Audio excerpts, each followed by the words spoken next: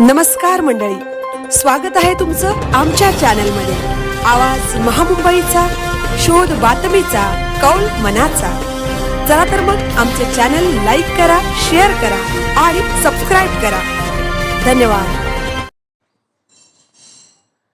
चिरनेर जिल्हा परिषदेच्या निवडणुकीत काँग्रेस महाविकास आघाडीचे उमेदवार ॲडव्होकेट अविनाश विजय ठाकूर मिळालेली मते 14,932 हे विजयी झाले असून त्यांनी भाजपचे उमेदवार देवेंद्र विनायक पाटील मिळालेली मते 11,169 यांचा पराभव केला आहे।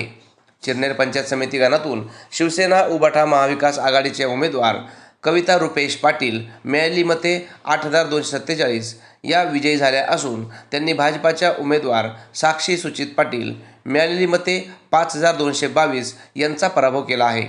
तर आवरे पंचायत समिती गणातून शेकाप महाविकास आघाडीच्या उमेदवार सौ प्रारंभी अविनाश गावंड मिळालेली मते 7,414 या विजयी झाल्या असून त्यांनी भाजपाच्या उमेदवार सौ समिधा निलेश म्हात्रे मिळालेली मते 4,249 यांचा पराभव केला आहे।